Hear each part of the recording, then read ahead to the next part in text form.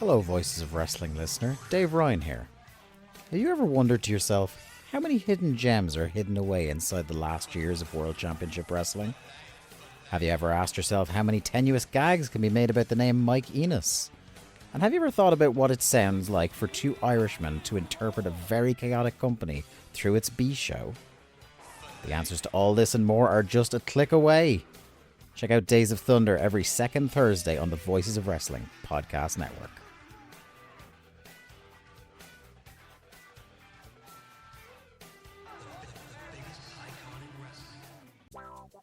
Do you like wrestling trivia?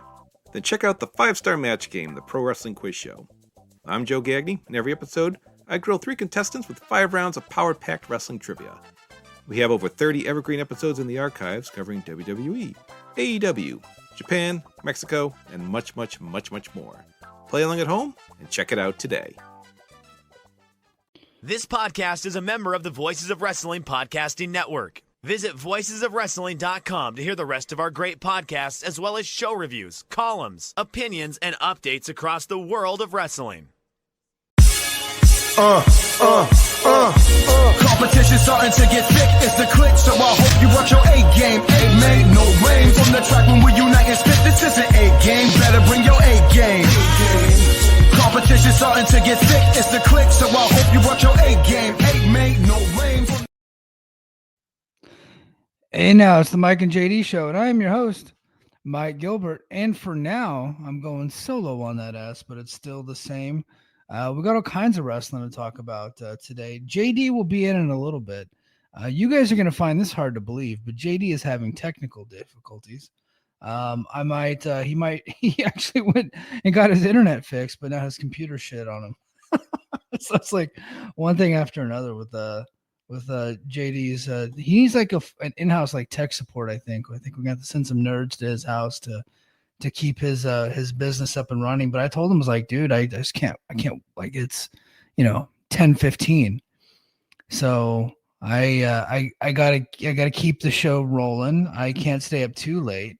But we will be talking about the Wrestling Observer Hall of Fame. We're going to preview it. We're not going to give our ballots just yet, because we both like to be very thoughtful with our ballots. And so we got a lot of research. I got some podcasts to listen to. I know over the weekend, Garrett and Dave did one with Ethan Tyler and John Muse that I want to take a listen to. I started it. I haven't finished it yet.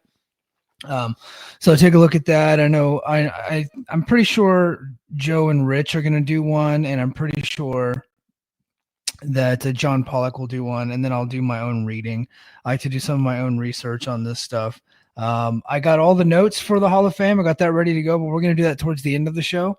What we're going to do is, since I'm just fucking here, I guess we'll do a little bit of Brace for Impact to start this week off with, because TNA actually had I wouldn't call it a big show, but they had one of their bigger shows. It was a glorified episode of Impact on Friday night with a Victory Road. So I'm going to go ahead and kick it off with that.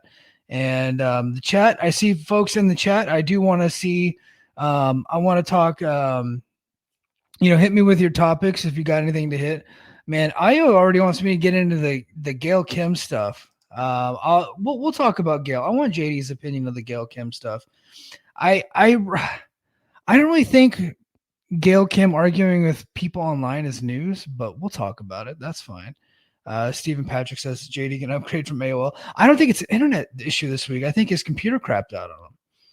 So I do podcasts by myself every week. So I'm like, I can go with JD or without JD. I'm pretty comfortable either way. I prefer to have JD, but if I need to roll by myself, I can do that as long as I got the chat. You guys keep me honest. You guys keep me sane, and you keep me entertaining. So just throw some shit at me. Let's have some fucking fun tonight. Online Man says, I don't see Ricky dropping NXT title to Trick just 3 days after winning it. It'll be Ricky versus Santana for BFG. I don't know what in the fuck you're talking about, Online Man. I don't think that's happening. I don't think they're doing Ricky versus Trick anytime soon. I don't think that's the case. Unless somebody can, I didn't watch No Mercy, so somebody can educate me on that, but I don't remember seeing that. But guys, I before I get started, actually, I need to give a shout out to John Alba. If you're seeing the, if you're like, I think I'm going to change the thumbnail because I didn't really like the way it came out. But tonight's thumbnail, I stole a picture from John Alba's Twitter. So second time I've done that. So I just want to give him a shout out. He does a good job over at Sports Illustrated. So just want to give him a shout out. So let's see. Io says, just to clarify, Ava booked Oba versus Trickett Invasion, no interference. And then Gerard says he thinks it's going to be Ricky versus Oba for the title at Invasion. Episode from Ava sounded like I did it. Okay, I don't know what that means, guys. Okay. Yeah. So is it, are they doing at guys in the chat, are they doing Invasion, the Invasion show? Are they doing Ricky Saints versus Trick Williams? Or is it just the matches that they announced, the Survivor Series matches, and then, of course, the tag team title match? So you guys figure that part out. What I'm going to do is I'm going to get into the Victory Road review. This Victory Road review will be the only Victory Road review on the Voices of Wrestling Network because Joe and Rich, they washed their hands of all things TNA and NXT. Specifically Rich. Rich threatened to burn it down if he had to watch it. So he's not interested in either TNA or NXT. As far as TNA goes, it's he didn't think the show's any good, but he also doesn't like the production, which I can't blame him there. It's pretty bad. Even it's not like I thought the production of Victory Road for Edmonton wasn't like as bad as it normally is. They still had like one camera that was off color. That was like they would be cutting to different cameras, and then all of a sudden Moose looks fucking green. So I'm just like, oh my god, man! Like, why can't you guys get it together? Like, I don't understand. I can watch World Class Championship Wrestling from Dallas in 1982 inside of the Sportatorium, a shithole, right? But a legendary shithole nonetheless. And they got 4 or 5 cameras. They're all color corrected, and they looks fantastic. And I'm like, why can't TNA in 2025 do that? Like, I don't get it. But technology nowadays is way better. Yet here they are still way behind. But all right, pre-show. Hold on. A swig of water for the working man. Chat, I'm monitoring you guys. I'll get back to you guys in a couple minutes. The pre-show, they did have a good match between Zach Wentz, Cedric Alexander, and Trey Miguel. Trey Miguel betrayed Wentz at the beginning of the bell. It was a pretty good match. The finish came when Wentz nailed Alexander with a cutter for the pin at 7:51, picking up the win. So that was good. Cedric Alexander is signed with TNA now, so that's news. Another TNA using their strategy of going to Orlando at the wrestling unemployment line and signing another WWE star. So they picked up Cedric Alexander. Cedric's great, obviously, actually great. Not a star. Not everybody is a star, but he is without a doubt, a really good wrestler. Okay. So Gerard says they are not doing that match. So, okay. They're not doing Ricky Starks versus Trick Williams at NXT Invasion. Okay, I just wanted to make sure that we were all clear on that. Oh, hold on here. We got somebody. Ladies and gentlemen, let me introduce you to JD Oliva. We're coming to work, JD. Oh, there. I got an applause button now. I'm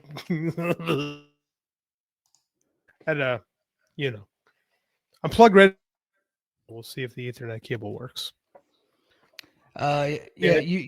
You're already kind of cutting in and out a little bit, but we'll see. It seems like it's a little bit better than last week, though.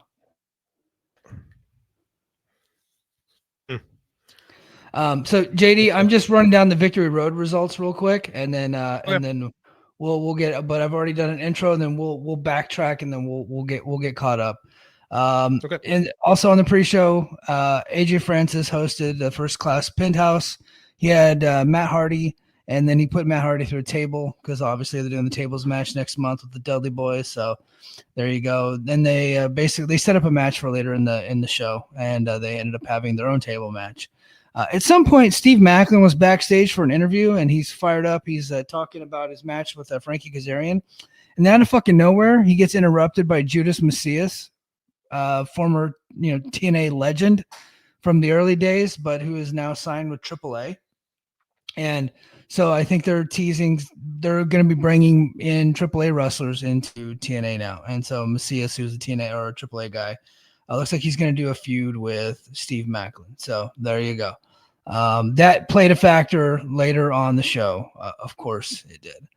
And then we go to the main card. System, Eddie Edwards, Brian Myers, and JDC took on the Order 4, Jason Hodge, John Schuyler, and Special Agent Zero, who is the guy that they tell everybody. JD already left. The guy that they tell everybody is a monster, but he is no bigger than Matt Cardona or Moose. So, but he is like he is a pretty big guy, but he's just not like. He's not like, it's not like he's 7 feet tall or anything like that, but he is an impressive specimen to say the least. Anyway, this is really quick, and the system won. And then we go to the next segment, which was pretty weird. We had Ash by Elegance. Oh, what the hell? JD, I'm trying to get you. Okay, there you go. Ash by Elegance comes out. And originally she was scheduled to wrestle Masha Slamovich at Victory Road. I was under the impression, it was never promoted as this, but I was under the impression that it was the main event because they didn't have a world title match and they typically don't put the X title on as the main event. And I didn't think that Steve Macklin versus Frankie was going to be the main event. I just assumed it was going to be Ash versus Masha Slamovich. Well, earlier in the week, Masha Slamovich gets herself into trouble. Jay, did you hear about this?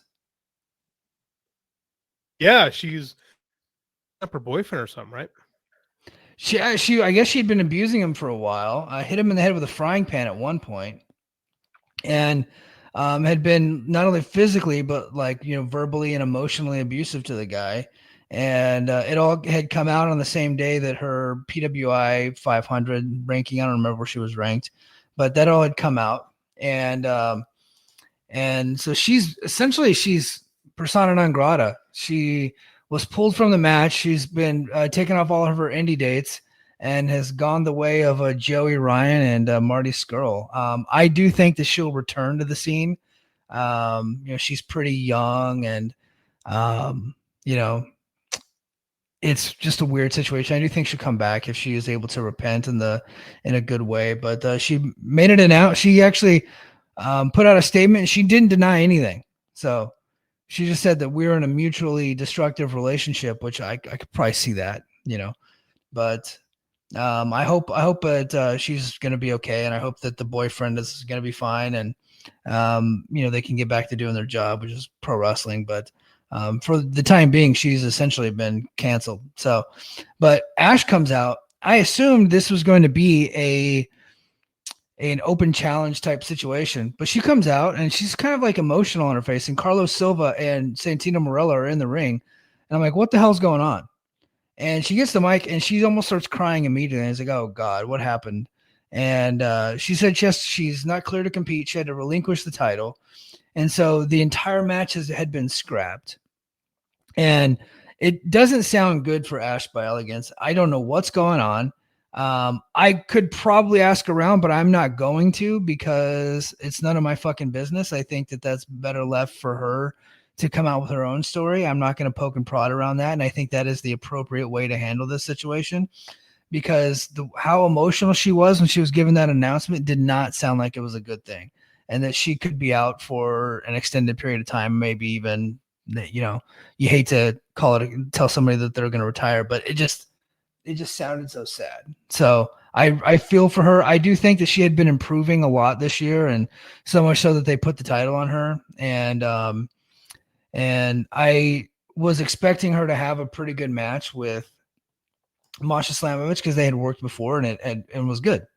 So, but we didn't get it. So anyway, she leaves the ring, and Santina Marella announces that they're going to do a battle royal, and the final two competitors in the battle royal would then have a match later in the evening. So right away when you do that, the whole thing's fucking convoluted, right? So now because people they're used to these battle royals, and then like there's one person left standing, but instead they did it where there's two people left standing.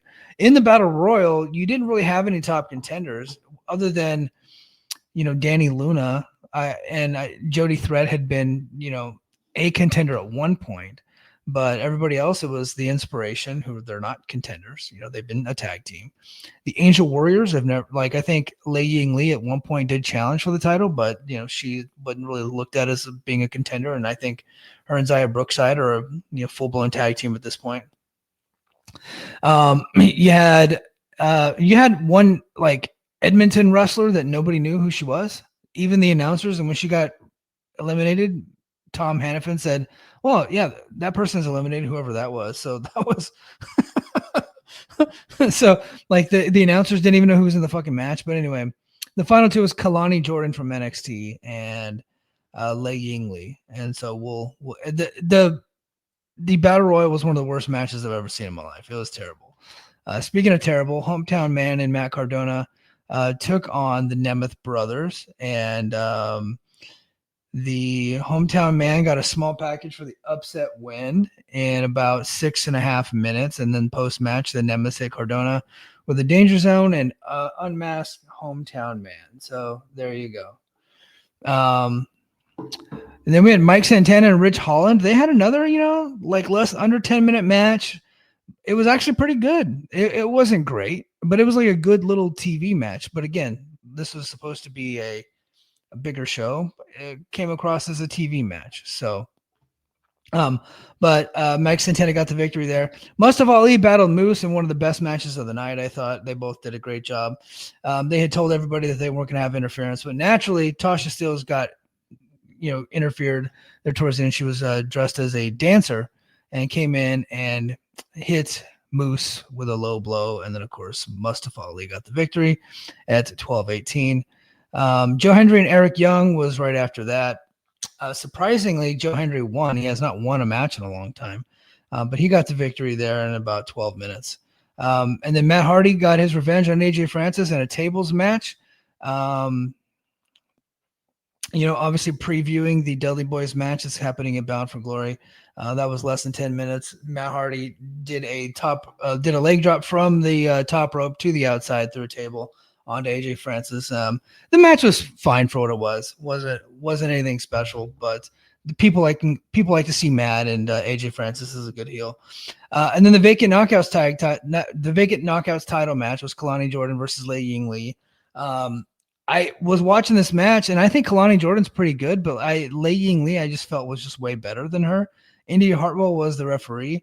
But sure enough, this would have been the spot. I would have put Danny Luna in the spot.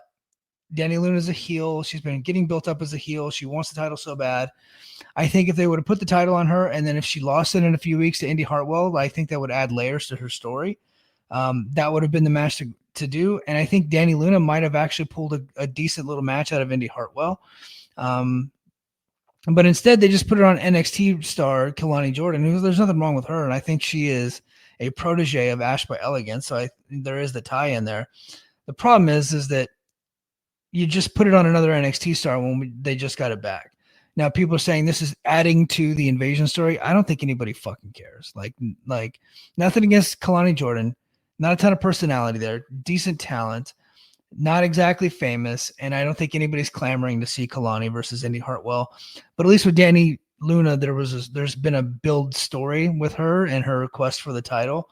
I thought Victory Road would have been the time to put that belt on her. But they did it. And look, and Kalani is a babyface. So it doesn't really fit in with the storyline, like NXT and TNA world are heels, right?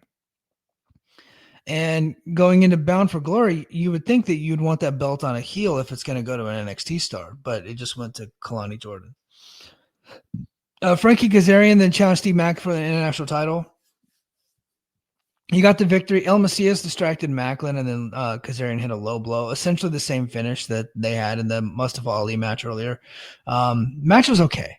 Not bad, not great, but it was like a solid wrestling match, right?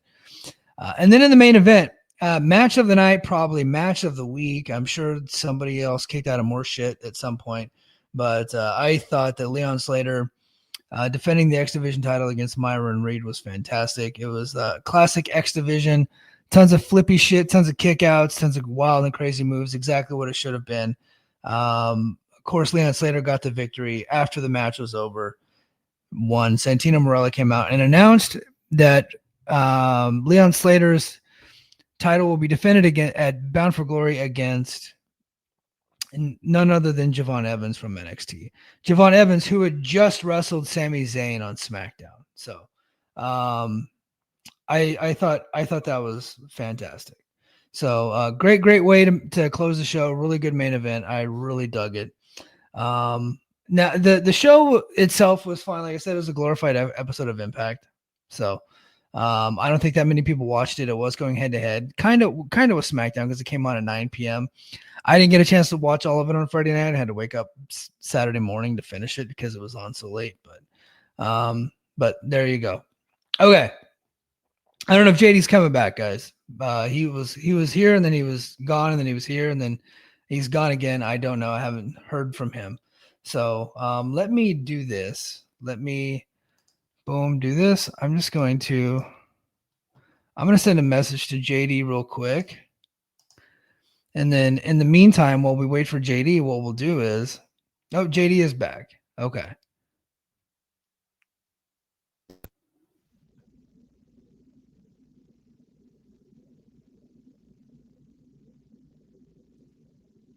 All right, JD, are you there? Maybe. Okay, I can hear you. Yeah, we'll find out. I moved out to my basement, my living room, because I don't know, man. This shit doesn't know what. It's starting to piss me off. Yeah. Well, I just finished talking about Victory Road, so we're So tell me what happened. Like, how was the show in your opinion? It was a glorified episode of Impact. It was like Impact Plus, essentially. It was fine, but it wasn't anything anybody needs to go out of the way to watch. With the exception to, I would say there was 2 matches on the show that were pretty good. Mustafa Ali versus Moose, and the main event was Leon Slater versus Myron Reed. And I'll be honest, I did not expect that match to be as good as it ended up being. They gave him time because they were in the main event. They had to kind of shuffle the card around because of what happened with Masha and Ash by Elegance. I don't know if you caught it, but Ash by Elegance, I think might be retiring. I don't know what's going on with her, man. I saw that on Twitter. I was wondering because it seemed like it was out of left field. Like she's leading up a stable and she seemed like she was kind of one of the focal points of the division, and then she's just gone. That's kind of odd. Yeah. No, she'd come out and relinquish the title, and it was super emotional. She's a heel, but when she came out and she started crying, she immediately became a babyface. And she didn't say what it was. I could probably ask around to find out what it was, but I'm not going to. I think that's just her story to tell. So, but what I will say is Ash had I had been pretty complimentary of her lately. I know I was tough on her in the beginning, but she had actually improved and kind of started to hone that character and really got into it. And she actually ended up having some decent matches as long as she's in there with a pretty good worker. And I thought that her and Masha were probably going to have a pretty decent match. But now both of them are gone. So the Knockouts division took a huge blow. So I'm curious to see how they replenish it. I'm sure they're going to go to Orlando in the wrestler unemployment line and pluck the next 2 to replace those talents. But I don't see them going out there and scouting stars from around the world. Although they have signed some, but the people that they have signed are super young and they're on Explosion. Nobody ever sees or hears from them. So they're not going to use a draft strategy to replace those talents. I get the feeling. No, it's become a free agency stopover company, kind of, right? Like you're done with WWE, now you move on to TNA, right? That seems kind of, or you're just a TNA lifer. That seems what to be it is right now. Yeah. So TNA, actually NXT on Saturday, they had their No Mercy show. I didn't watch it, so I'm not going to review it, but Ricky Starks did win the NXT title. He defeated Obafemi. Obafemi is like the most push guy there. Really good wrestler. I think he's going to get called up. Yeah. During the show, though, their general manager, Ava, Rock's daughter, made the announcement that on October 7th, they will be doing the Invasion show. So remember the Invasion pay-per-view from 2001? They're redoing that, but on NXT as a special episode where it'll be TNA versus NXT. And they're going to do 2 Survivor Series matches. So 5-on-5, one with women, one with men. And then they're going to do a title for title match, the Hardy Boys versus the Dark State for the tag titles. So they're going to be doing that. So, and then that essentially this past Tuesday, TNA invaded NXT. That was the beginning of it. This thing is going to be going on for a while. All signs point towards TNA ending up on CW probably within the next 2 months is what it's looking like. We'll see. Deals can fall through, but I get the feeling that's what's going to happen. And it's and the Invasion storyline kind of plays right into that. So what do you think? I know that you remember the WCW one and the ECW one. What are your thoughts on these Invasion storylines? Because I kind of broke it down on Brace for Impact. They said they always start out fun, and then at some point they just peter out, and one side just can't take it if the other side's winning. So the more dominant person just takes over, and the egos get involved, and it never ends up good. I don't think it can be done right in America. I don't think it's ever been done right in the U.S. and Japan. Japan is full of these invasion stories. They happen all the time. Famously, like the Choshu, I'm blanking right now on Choshu's army that invaded all Japan back in the 80s. I cannot remember what they were called at the moment, but that's like one of the famous examples of it. And then there was the invasion of Japan that was allegedly the inspiration for the storyline, although this is very different. That played out very different. Although that drew a lot of money, right? It led to 3 main events in a row with Naoki Takado and so this is what they did right was that this is right away to Muto because you got to establish who the top dog is.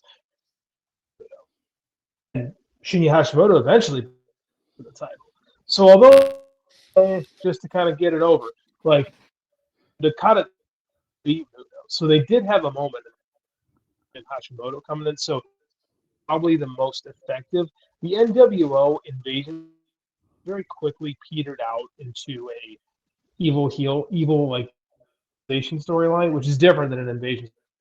I don't think anybody thought that the NWO was a different company, right? I know this day believes that's what that was, but it was more of a storyline than an invasion storyline. Now WCW, WWF was like something that I remember you and guys like us were super excited about. 20. And I don't remember Asian pay-per-view. It had a huge buy rate. Was it good? I don't even recall if that pay-per-view was any good or not. The only match I can remember being any good at all was Jeff Hardy versus RVD. That was it. No surprise. Yeah. Was that that was they had Steve Austin starting to lead WCW? Like it just and the fact that he was from there's so many things, like you said, like the egos of the companies clash so much in these invasion storylines, they never quite work ever. Yeah. And like I don't know, I don't foresee this being any different. I think it'll help TNA. I mean, it's going to help them get that TV deal that they've been hoping for damn near half a decade. And yeah. I think it'll be good for them ultimately, but I think they'll wind up on the losing side of that equation because you think they're going to beat WWE. Yeah, I think they will, and then when you get to Bound for Glory, which is later that week, there's going to be more TNA versus NXT matches. I get the feeling TNA will probably get the better of those, and then it'll just kind of be that way. Like whoever's hosting the show will I'm sure TNA is going to win some matches on NXT television. In fact, they have been since the beginning of the storyline. They have. And in fact, I'll go on a limb right now. I don't think it's really too much of a limb. I think the Hardy Boys are winning the NXT titles that night. Oh, it makes sense. Which I think would be fairly unprecedented. They are not contracted WWE talents. They are definitely contracted TNA talents. I don't think any non-WWE contracted talent has ever come into the company like they're contracted in another company and won one of their titles. I don't think it's ever happened. I was racking my brain and I was like, man, Rock and Roll Express came in 93, but they were fighting for the Smoky Mountain titles. And then whenever they did the stuff with the NWA, those are over NWA titles. Nobody ever came in and won a WWE title.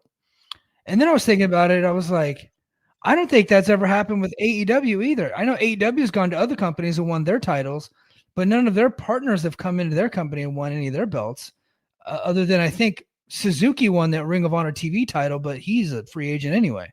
So that's the only one that I could think of. I was trying to think of like maybe that's the comp, but so if the Hardys do, that's pretty unprecedented for like one of the big two major companies to allow one of their smaller partner companies come into their promotion and win one of their titles. To be fair, I don't think that ever happened in WCW either. No, I don't think I'm trying to think of because WCW, I guess because I guess they won the NWA World, so I guess you could consider last time that would happen. But Masaciano winning the NWA title. Well, the NWA title was the title at that time. Like when the NWA rebooted in '92, the idea of it was to be a title that would be defended between New Japan and WCW, and that went out the window very quickly with Barry Windham. The NWA was not the NWA. I think people kind of get confused and think the WCW in the early '90s were simpatico, and they weren't. WCW or Crockett, whatever you want to call it, still a division of the NWA. It just they were the only one left. They were the strongest one, but the NWA board still existed. And this is super controversial time because when Flair leaves WCW Fujinami is recognized as the NWA champion at Starrcade that year. WCW does not recognize that title belt change. NWA does. This is essentially the split in WCW NWA title, right? This is when it all gets fakakta. Does get it back, but then Flair leaves WCW with the NWA World Championship. WWF brings the belt with him because he owned it. And the WCW had to buy the big gold belt back. So at that time, Lex Luger becomes the champion. So if we're looking back, the title would definitely be Tatsumi Fujinami in 1990. Thank you. Sorry about that. I had to think. Yeah, no, you're good. So if the Hardys do, I think that's. I don't think it's like a big deal business wise, but I think it's like a big deal as far as like it just hasn't happened in forever, if at all. Io said Minoru Suzuki won ROH TV title. I don't know. Maybe that counts. I don't know. Like he was a free agent and he just kind of works everywhere. And I was thinking, I was like, New Japan. It's always the bigger company. They send their stars to other smaller companies and they win their titles. But the smaller company never gets to go to the bigger one and win a title. Like New Japan, they send people to Noah all the time and they win their titles. But does Noah ever get to go to New Japan and win any IWGP titles? Like right now, Hiromu Takahashi is the junior heavyweight champion in Noah. And I don't think they're going to be sending Kaito Kiyomiya over to New Japan to win one of their belts, right? No. No. And it's weird because this is probably the only point where Noah and New Japan are like, I know some listening show Mike and Mandy, but they're actually kind of on similar footing business-wise at the moment. Like New Japan is not lighting the world on fire at the box office. Like let's be real, New Japan kind of sucks right now. Anyone who says differently is not saying they do. It sucks so bad I missed the entire G1. That's what I'm saying. Like Yeah. Like New Japan, people like all these poor nutcases are always like, man, AEW's taking advantage of New Japan, man. It's like, well, New Japan's fucking really bad right now. So I mean, like, they can do that. And Noah's strong because they have a huge. They do. They're with Aviva TV out there, so they're doing pretty good. But like business wise, like Noah down and then we got WWE, Noah down in New Japan, Noah up and New Japan down make them similar. But other, oh yeah, okay, Atlantis Jr. also won. Atlantis Jr. won the title. Okay. Yeah, okay, it's like the same. Okay. Okay. Yeah. Sure. And you're right because Max just lost that CMLL World, the welterweight title. Yeah. He dropped it to Mystico. Yeah. Forget what it's so Mexican belts are so weird like that. I cannot think. Yeah, continue. I also when's the last time New Japan did a U.S. show? That's been a while. I think since I went to one in the spring. Okay, so it's the Chicago one, right? And the Windy City Riot was in what, April? Yeah, I think so. Yeah, that's probably about right. Okay, cool. So let me get to the chat. The chat's been blowing up. I have been neglecting them tonight. We're free on YouTube tonight, everybody. But please support us on Patreon. I'm just giving the shit away for free. But I just wanted more interaction with the people. I kind of miss having the chat blow up. Let's see. Lucky Charm says, should TNA sign more luchas to fill out the division? Of course they should, but they won't know what to do with them. Although Delirious does have a history of booking luchadors pretty well. So I think if TNA were to sign Andrade, I think that Delirious would probably push him. Is that has that been rumored, Andrade to TNA? No, it has not. No. If anything, I think signs point towards AEW, but he hasn't signed there yet. So I don't know. I wouldn't rule out any possibilities. He's such a wild card. I wouldn't know what to do with him. So let's see. Hold on. Let me get to a juicy one. Okay. Andy says the invasion will run its course because there are no Dream NXT versus TNA matches. That's true. Although I think TNA is having one. Javon Evans versus Leon Slater at Bound for Glory. That is kind of like that's a pretty, like if you were to put that on a fucking super indie, like that would be a big time match, I think. Dream is but it's a good match. Like that's intriguing. So I don't know if I call it a dream match. No, when I think dream match, I think of like Sting versus Undertaker or something like that. You know what I mean? Yeah, that's a dream match. Yeah. Let's see. All right. Gerard said SRS said he could see Andrade TNA happening. Didn't say they wouldn't be interested despite the disciplinary issues. So I think that would test the TNA relationship with WWE. Can you sign somebody from WWE that just got fired due to disciplinary issues, or would they not be able to? I think that would be interesting to find out if they did sign him, because he's not leaving there on a high note. No. But would WWE allow TNA to keep him from going to AEW? But my thing is like, even if he goes to AEW, he's not helping AEW. He's just another dude, right? And I think he's immensely talented. And if he went to TNA, he would be immediately the best wrestler in that company, I think. So I would help TNA, but he would not do anything for AEW. No, he doesn't. I don't know what he really does for TNA either, because I don't think he's actually a draw. Like the thing with Andrade truly believes he's a star, and he wrestles like a star. He looks like a star, but he's not. Like he's never since coming to the US. Dude was a star in CMLL for sure with Sombra. Since coming to the US, what's he drawn on? Like he's never really been a difference maker, and he believes that he is. So maybe going to TNA in that regard, he would get an opportunity to be the top guy.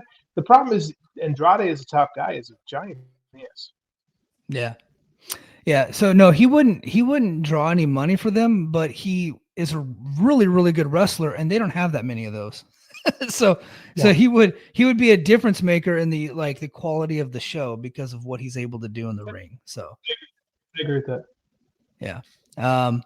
let's see. Keep it Wolfson. I don't want to say his Twitter name. He gets all hot if you do that. But Delirious can make Rush a star again. Yeah. I Are we? Is that a serious like? Do I have to no. listen to Delirious? It's an amazing booker again. Things. No. I don't think anybody believes that he's a serious booker at this point. Yeah. But all right, so hey, let's go ahead and get to the. Sorry, I just zoned out there for a second. Let's go ahead and get to the Wrestling Observer. Well, actually, you know what? Okay, we got to fucking talk about it. I didn't want to talk about it, but the chat asked about it. Gail Kim. Okay. I addressed Gail Kim on Thursday night, and I'm clearly very biased when it comes to Gail. I admire her. She and I are friendly, like on Twitter, and she's been nice to me. We did have a good conversation one time, and it was about the news that had come out regarding her that BQ had broken, that she had given TNA an ultimatum, and if you write a story about her and she hears about it, she's going to reach out to you and talk to you about it, and I admire that about her. And so she went to BQ and talked it out with him, and then she reached out to me and talked it out with me. And I was like, okay. And she just told me her side of the story. And I was like, oh, that's great. And some of what she said to me is going to be confidential, but she, I found her to be an honest broker when she was talking to me about her side of the story. So my experience with her has been just straight shooter and very nice and polite to a guy that, I'm some schlub. She doesn't have to be that nice or polite to. And she was. Right. I'm not like a guy that's going to get her more Twitter followers. She's not gaining anything from reaching out and talking to me. So, that's been my experience with Gail. Well, earlier in the week, everybody's coming after her because she talks some shit about death matches. And the point that I made on Thursday was she should talk shit about death matches. If she hates death matches, guess what? That means she's normal, right? Like she's just like a regular person.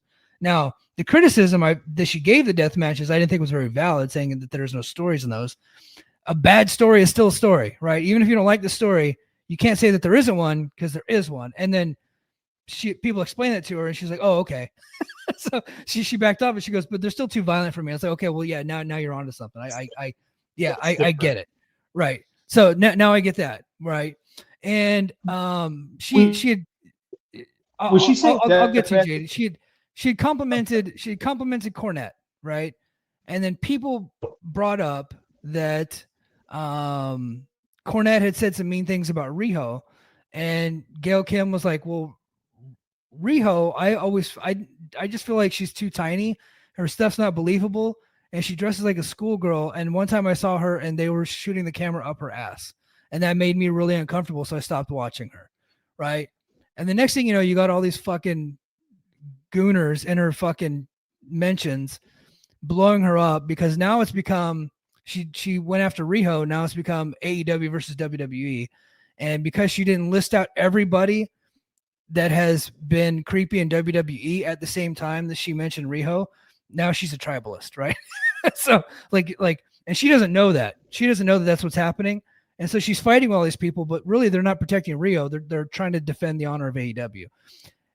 And then Kenny Omega gets involved, and Kenny Omega vague tweets because of course he's passive aggressive, and said something to the effect of, another veteran just going after the TKO fruitcake or whatever he said, and not knowing that Gail Kim also hates WWE and has forever.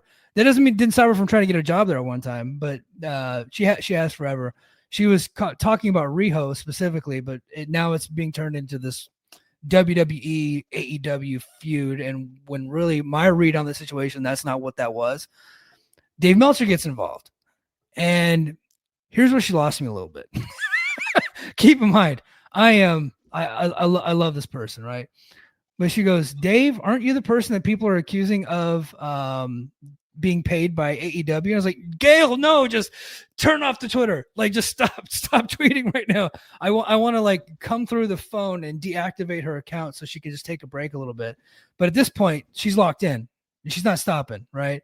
And it's just been nonstop for a few days. I still contend that the people that are in her mentions all the time coming after her are way worse than she is. Um, uh, because I know that she could be nice, and I don't know that any of those people could be nice. So that's my opinion. What is your read on this whole Gail Kim situation? Threw a lot at me. After I had a question from before, and I don't remember what it was anymore. I think she's unwittingly playing a role in the culture war that she might not want to participate in. I think the Yes. fact that people are like, how dare Kenny Omega stick up for his protege?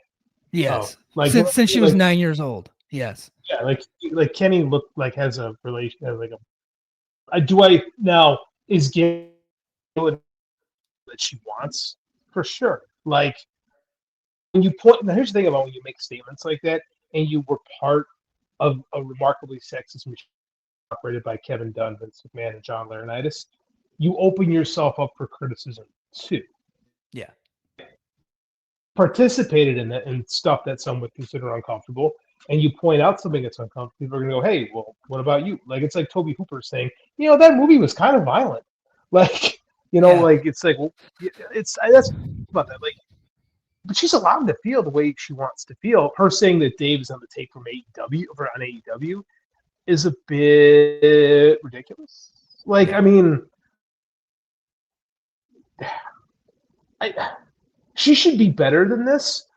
But here's the thing about pro wrestlers is they all fucking lie. They're all full of shit. They're all trying to put their own identity, like their own ideas across of what they want and what can help them the most. So I don't believe a damn thing anybody says. I think they're all have an agenda. So with Gail, yeah, I think she jumped in it, and now she's just in it, and like all these people are coming at her, and she's just like defending herself left and right, and it's just getting worse because I don't think she understands the culture that she just jumped into. Because when she was an executive at TNA, she never really tweeted all that much. She didn't really interact with anybody on Twitter. But now she's nonstop interacting with people on Twitter, and I'm like the Twitter algorithm, it is filled with bots that are designed to piss you off, to make you hate each other, right? And it's just like this, like constantly this, and like it's just nonstop all day, and I think she's getting a kick out of like tweaking a lot of the fans, and like and saying some shit and getting people mad. I think she might even see it as like the new work, like, and she's talking about her like mentors in her life being Dutch Mantel and Jim Cornette. And I immediately went to, was like, I think she might be coming out with a podcast. And I thought maybe a Conrad podcast, but I've been told that that's not the case. Not by Gail, but somebody else reached out and said, no, like she's not getting a Conrad podcast. So now I'm like, okay, well, what's this all about? She might just be having fun. Like she might just be messing with people. But I think if you mess with people too much, like it could go bad, Have you seen the new Superman yet? The little monkeys, right? The little monkeys tweeting. Yeah. Mm-hmm. Shit. Yeah, exactly. That's kind of where we are right now. Yeah. Like you can't trust anything on Twitter. Like Twitter, I deleted my Facebook account this past weekend. So like I'm getting like over the social. I'm just kind of over social media in general. I did kind of hang out. I do pop in on Twitter now and then because it's the best place to find like news, especially with wrestling stuff if you want it. But I mean, like, you can't like engage with humans. Like maybe people is one thing, but the second you start talking to people, you believe it, guilty, so guilty of this. Like the second you start talking to people that you don't know, like, because you don't know, like, conversation is all about nuance and like people kind of fuck up and people sometimes they lean into the fuck up and like you're just going, everything is so personal, especially when it comes to wrestling for some reason. Like, I don't know, man. I think that she should be smarter than to lean into this and to be a little more self-aware. I don't know how self-aware Gail Kim is. I also don't know how intelligent most pro. Yeah. So she probably just doesn't see Twitter as being like real life, right? It's not. Yeah. And so I think she's just having fun. I think the people that are saying that she's a bad person need to stop. She's not. Right. Twitter, just because you say something stupid on Twitter, that doesn't mean that's not the entirety of your character. I don't think that she's fed pilled. I don't believe that for a second, because in fact, she did have a tryout months ago and she's not working there. So now Io said, what about BJ Bethel said today? Well, look, BJ Bethel's got sources over there, and he said that she tried to get a job there.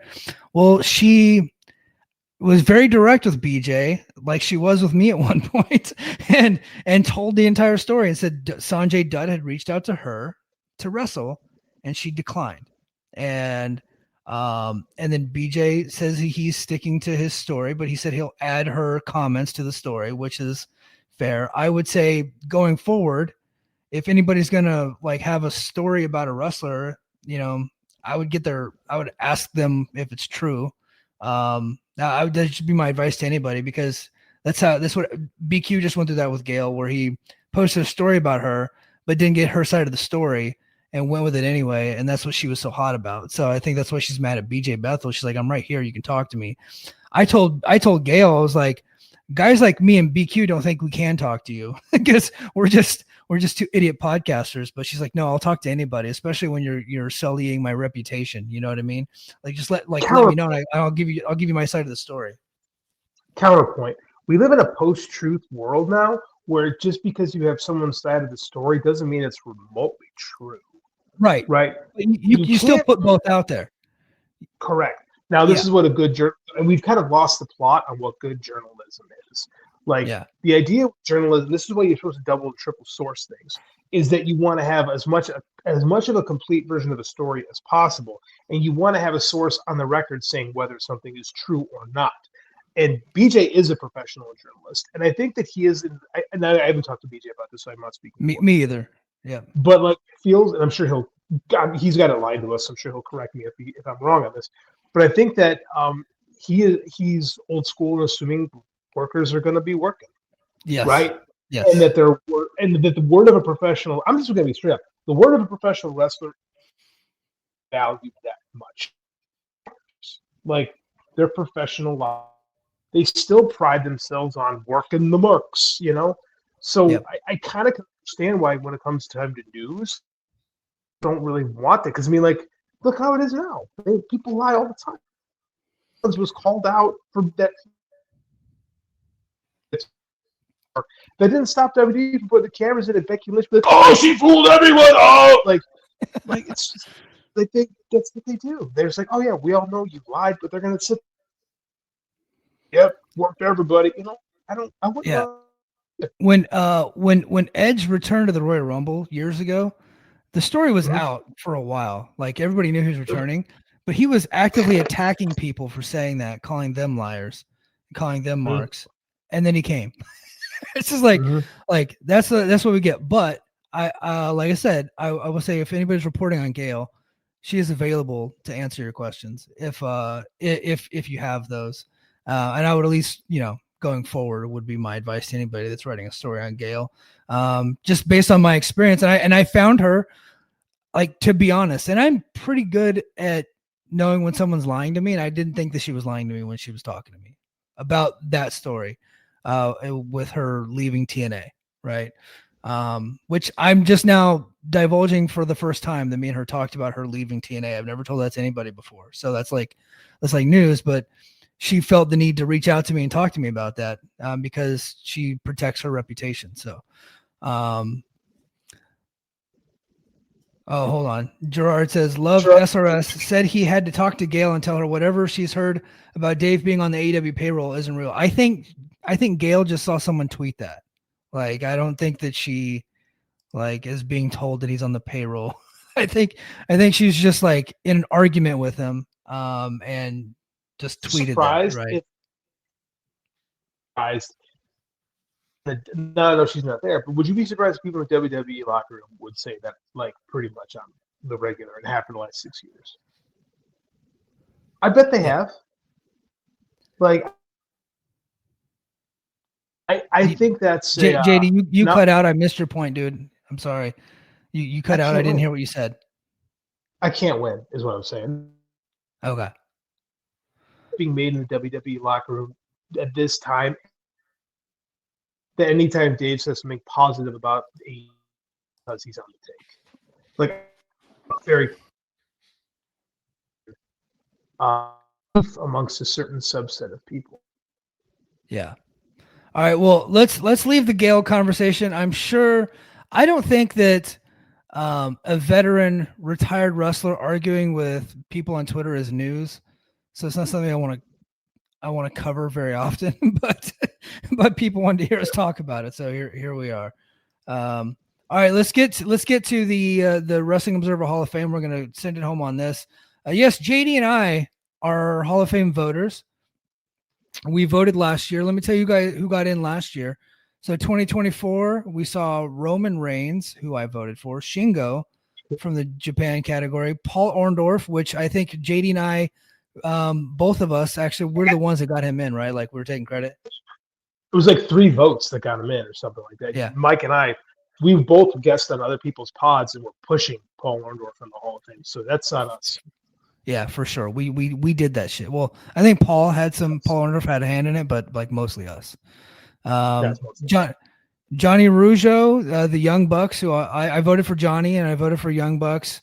Los Hermanos Dinamita, who I did not vote for because I don't vote in the Mexican category. Shima from the Japan category. Johnny Saint from the UK category. And then, of course, Bobby Davis, the most influential manager in pro wrestling history. He finally made it. We also were big for that because Mike, you and I both pushed for Bobby Davis, and he got it by a handful of votes too. Yeah, there's a kid on Voices of Wrestling, Jesse. What's his last name? Jesse. It's Collingsworth. Collings. Jesse Collings. Sorry.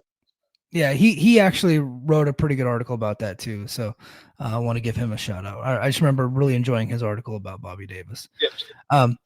All right, so we're gonna get started with the historical performers era candidates. So I told you last year who got in. So this year we got Ole Anderson, Afa and Siga, Bullet Bob, Arnon Tully, the British Bulldogs, June Byers, Wild Bull Curry, Junkyard Dog, Cowboy Bob Ellis, Pampero Firpo, Black Gordman, and Great Goliath, Archie the Stumper Goldie, Hart Foundation, Sputnik Monroe, Dusty Rhodes and Dick Murdoch, the Texas Outlaws, Iron Sheik, Sweet Daddy Siki, Steamboat and Youngblood, Mad Dog and Butcher Vachon, and then, of course, Kerry, Kevin, and David Von Erich. Anybody, I don't want us to give our ballots today. We're going to preview it. Anybody, you get 6 votes, but anybody stick out to you on this one? Yeah. First of all, I'm going to say a controversial take. I don't think Arn and Tully belong. I'll lay so that either. out. Yeah. Yeah, I think they're overrated. They're only doing for 2 years. I don't. One of my favorite tag teams to watch, but yeah, they only wrestled for 2 years, and then Tully got busted for cocaine, and then they were done. And it was 1989, right? They were done. So the 87 to 89, they were tag team. I'm gonna go. My first one that always sticks out to me is Sputnik Monroe. I think Sputnik Monroe is such an important cultural figure in wrestling. When we get further to pushing, I was really heavy on Sputnik Monroe last year. I'm really going to push hard for Sputnik Monroe this year. I think as far as integration of pro wrestling in the South, he's a master in it. He was one of the first white wrestlers to really embrace black fandom, especially in the South. Kevin and David Von Erich, I think, is important. It got to me. Feeling the Vachons at first. I have to think about it more, but I'm feeling the Vachons right now. Yeah, I would have to do some research on the Vachons. Kerry, Kevin, and David Von Erich. That's another one where their peak was so high, but man, was it it was only a couple of years. It was 81 to 83, into 84. So maybe actually 82 to mid 84. I think it's late. I think you got to give it more. I think it's got to be more than 85 and 86. Well, but David dies. But David's name is on it, and David dies in 84. You know? Yeah, I think when I vote for the 3, I think my vote goes for the Von Erich in general, like that Von Erich wave. Yeah. I think maybe I'm wrong when I do this, but when I think about this, I think of Kerry, the whole family of what pro wrestling. And I think so. You're like fucking Fritz and Doris too. You're all in. Fritz was the booker, man. Horrible people. Don't get me wrong. They're important. What about Chris, man? What about Chris? You think? Fuck Chris. No. The little shit. Fuck that little shit. So mean. I was setting you up. I knew you were gonna do it. It's like we've been podcasting with someone for years. They know exactly where you're going to go with something. Yeah. What do you think? Who do you like off that so far to start with? So I think I voted for Cowboy Bob Ellis last year. I think I'm going to stick with that. And so just drawing power, like he just drew everywhere. And then everybody from his contemporaries, I think they're John Muse and Ethan Tyler talked about it on Wrestling Observer Radio on Friday, which I still haven't finished. I'm going to finish, John, I promise. That everybody of that era that drew about the same as he did is already in. I was just like, that makes sense to me. Now, of course, I've never seen the guy wrestle, so I don't know if he's good or not, but I just like, it's historical, right? Or yeah, it's historical. So a lot of the historical ones you have never seen before. So I think found out isn't it Cowboy Bob Ellis? We thought he was alive. It turned he's been dead. He's been dead for like 4 years or something like that, I think. Yeah, we thought he was alive though until because Dave would always say still alive. It turned out he'd been dead since like 28. Yeah, and I think John Muse is the one that found that out too. Like I think he did a bunch of research and found it out on Facebook. And Dude, yeah, if you got some dirt, John Muse is gonna dig that shit up and like oh yeah, he's that shit. Yeah. So where are you at with Ole Anderson on this list? Because I like it's historical performer candidate. But as would you put him in as a worker, or would you put him in, or should he be moved to the non-wrestler category? What do you think? Oh, I'm hard on this one, man. I mean, I've come around. Ole was like in the late 70s, early 80s. Ole was pretty freaking awesome. As a performer, the ring for what he was, right? For the style of the era, and goddamn, was he a good, like, an epically good promo. I think. I'd almost rather vote him in as a non-wrestler because he has a vital role in the early 80s wrestling wars. I'm more willing to think about Ole than I was a year ago. They'll say that.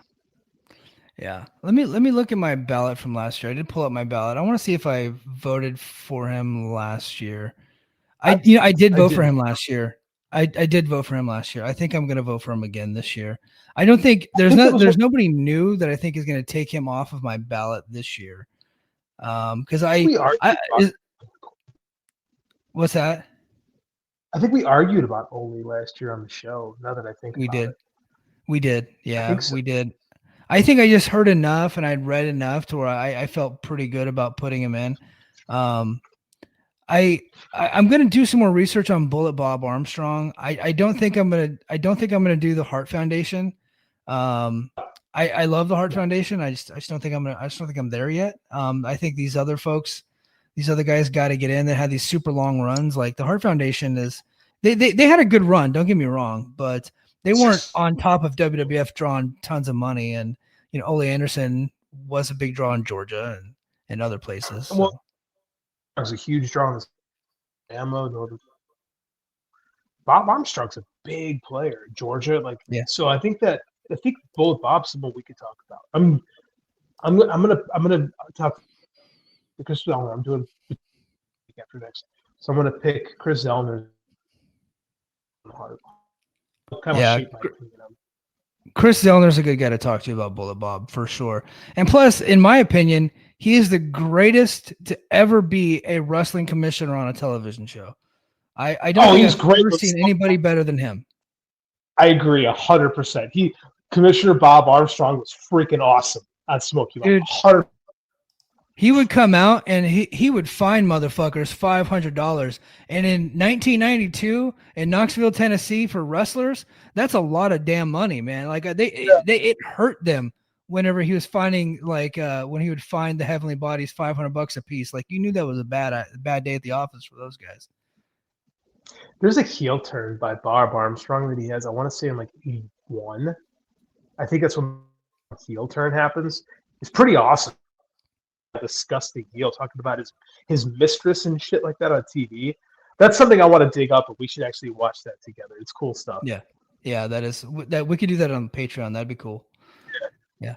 All right, let's go to the modern performer candidates. We got the Briscoes, Edge, Bill Dundee was. I don't think Bill Dundee was on last year, but Dundee's interesting. I always think he'd be historical. FTR, Bill Goldberg, Samoa Joe, the Hardys, Becky Lynch, Drew McIntyre, Mercedes Moné, John Moxley, Hall and Nash, Randy Orton, CM Punk, Cody, Seth Rollins, Sabu. Sabu's interesting. Trish Stratus, and my favorites, Rick and Scott, the Steiner brothers. Anybody that stands out for you this year that you think you're just going to go to bat for? I think that John Moxley, AEW's in a really bad spot. People claim to hate John Moxley. Business turned around with him on top of that death right. Right, the John Moxley AEW show for the better part of the year, and it was just lessened the bleeding over there. He's like been a stopgap. I think his matches are good. I don't understand why people hate John Moxley. Probably because he's been on top for too long over there. He redid his character. He did something interesting with it. I advocated for him last year. I think he belongs in this year. He became, in the latter half of the 2010s, he became the most important guy to leave WWE and make something of himself. Issue and personally, for me, that's the guy that stands out. Yeah, I did not vote for him last year, but I do think that I'm voting for him this year. I wasn't there yet last year, and then he ended up getting another title reign, and I thought it was a little rocky at first. To be honest with you, I thought the Death Riders, like at first, was not good, but by the end of it, they're in a baseball stadium, selling out, and he puts over Hangman Adam Page. I was like, okay, you know what? I think it ended up working. So I think they turned that thing around and did a good job with it. I think I'm there this year with him. I don't see anybody that was added that would knock him off for me. So last year in this category, I voted for the Young Bucks. They're in. Matt and Jeff, Paul Orndorff, they're in. CM Punk, Roman Reigns, Cody Rhodes, and the Steiners. I'm probably sticking with the Steiners, Cody, CM Punk, and the Hardys. And you get 7. So that's what, 1, 2, 3, 4. So I got 3. I got 3 to add, and I think I'll probably go John Moxley. And then now I only got 2 spots, and I'm like, man, do I go? I'm not doing FTR yet. I love FTR, but I'm not doing them yet. I could be talked into Goldberg. I could definitely be talked into him. I don't think I'm going there with Edge. The Briscoes I could be talked into just because they never drew, but they were really fucking good for a long time and they won a ton of awards. So I love them. I think arguing for a draw as for draws in modern categories is a little overrated because nobody is a draw really. Very few people that draw your company. I think the Briscoes did draw money for Ring Up in comparison to what Ring Up Honor can. I think the Briscoes, I think Muse talked to me. Those were such a big deal in the independents. It's so important. Yeah. What do you think about Sabu? I think professional wrestler. I think without. All right, you broke up. You were breaking up. So I'm just gonna jump in real quick. Yeah. I think what you were saying is he's probably the most influential wrestler of the last 30 years, or one of the most influential wrestlers. The high flying, the tables, the death matches. I think a lot of people copied his style over the years. Also, one of the most self-destructive wrestlers. And had he not been so self-destructive, he might have been like a guy in many different companies. He couldn't keep it together. But I think I might be in on him. I think I'm like, I could be talked into him, and I get the feeling that there's going to be some dissertations out there and some articles and some podcasts about Sabu, just about how historically significant he is. And I think that's where you would go with it, the historical significance. And I agree with you. I do think he's extremely influential in modern wrestling today. I think he's one of the most important, the most important wrestlers in the 1990s as far as what he did to shape what wrestling became. Like, when a table comes out, that's Sabu. Right? We still do that. Yeah. through the table, but it wasn't a part of the act. The table was part of Sabu's act, right? It was Sabu drew across the planet, right? And he was very much his uncle's nephew. Like he did his business very much like the Sheik, right? And just in a different era. I just think the influence of Sabu is just too great to overlook.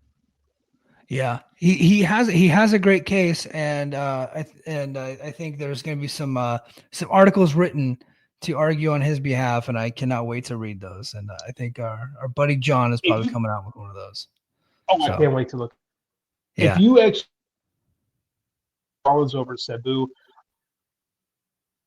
I want to talk to him.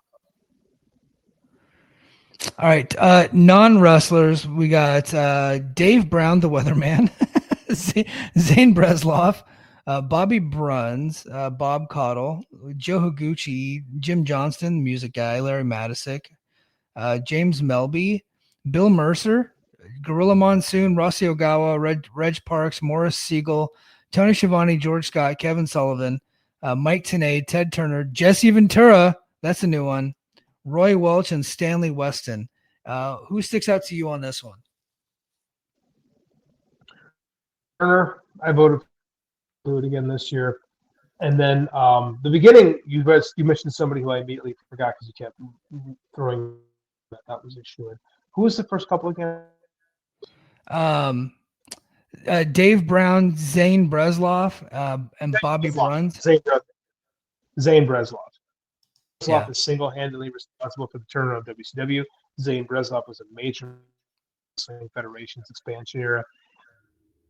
The love that he deserves, and the man played a massive role in the latter half of the 20th century. So last year I voted for Bobby Davis, of course, Larry Matisick, Tony Schiavone, Morris Siegel, Mike Tenay, Ted Turner, and Roy Welch. The only guy that made it last year out of those folks that I voted for was Bobby Davis.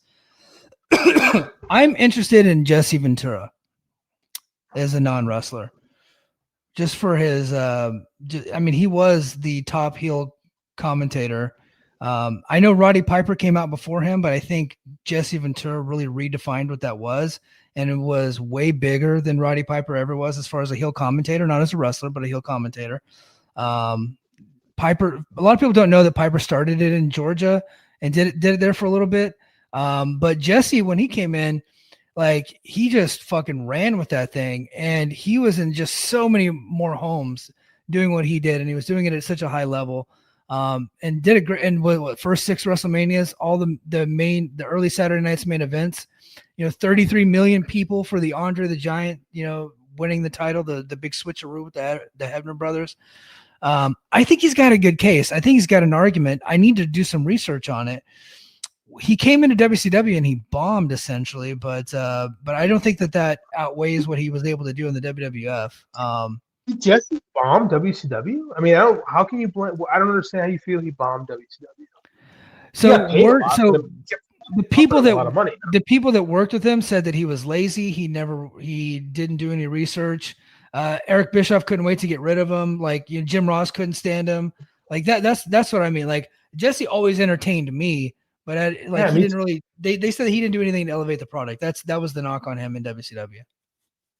I think that might just be some sour grapes for how much he was getting paid. To be quite honest with you, probably. Yeah.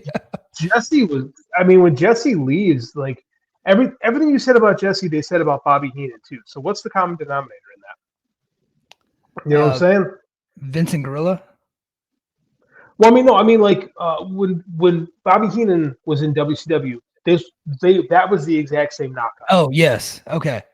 I think the problem was WCW, right, and Eric Bischoff and those guys.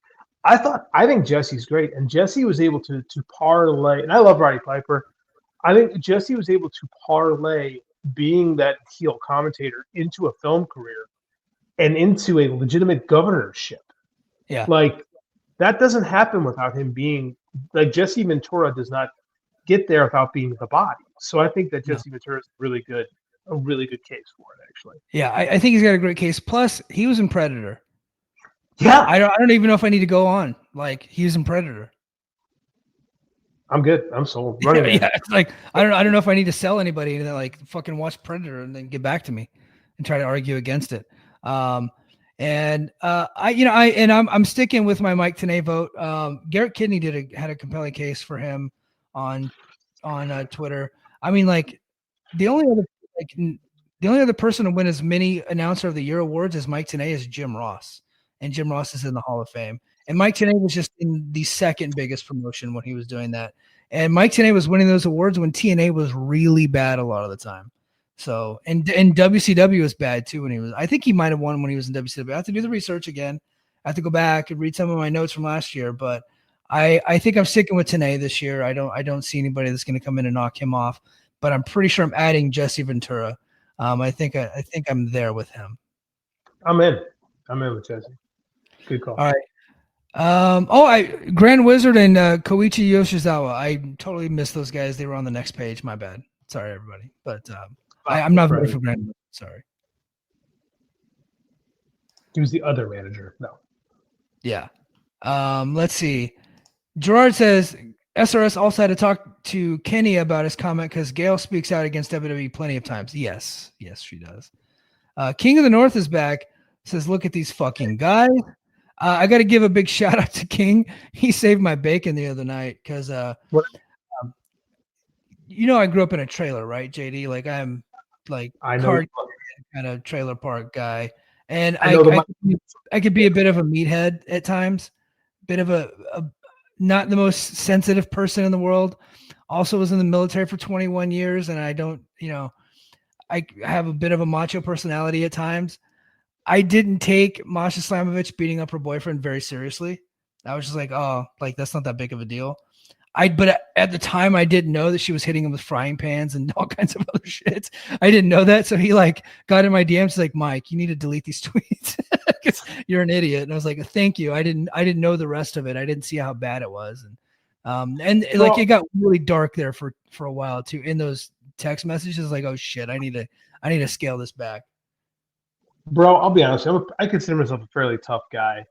If my wife clocked me with a frying pan, my ass would drop. Like, so yes. I'm kind of.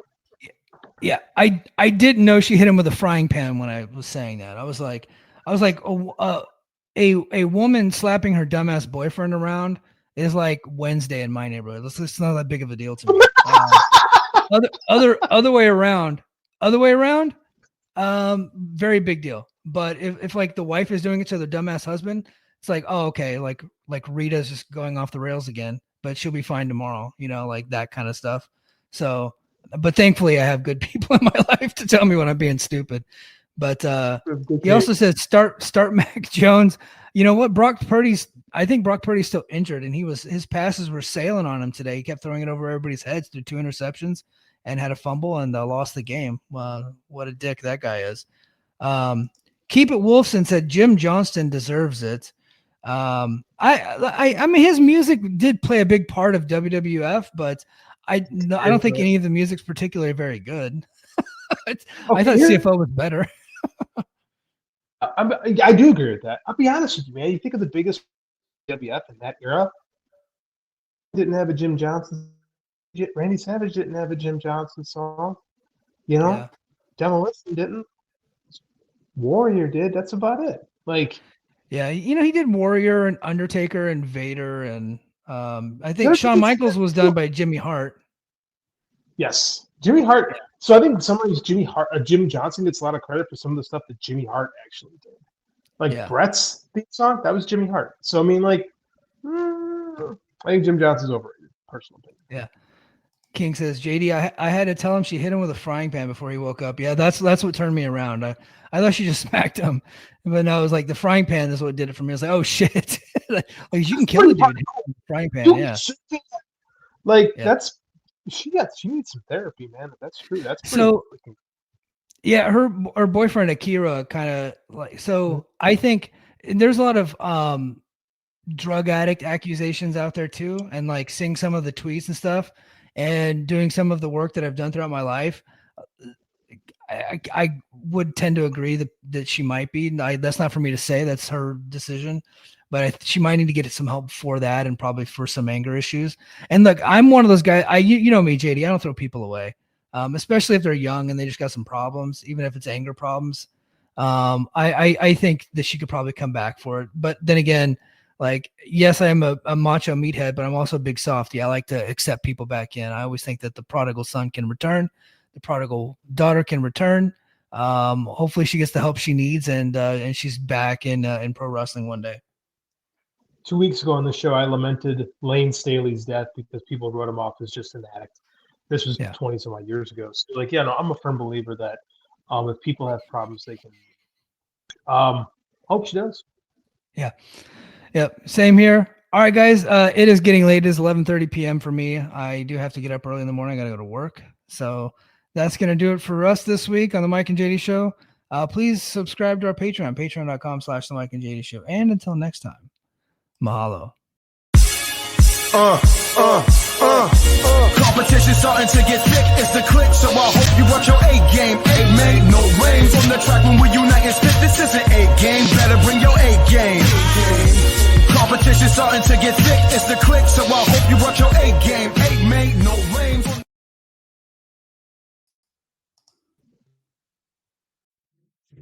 My name is Tyler Fornes, and I am one of the co-hosts of the Good, the Bad, and the Hungy AEW podcast here on the Voice of Wrestling Podcasting Network. We take a broad scope approach to the world of All Elite Wrestling and the entire universe of Tony Khan. We talk about the big matches, the big stars, the promos, the storylines, and we also look at it from a big picture perspective.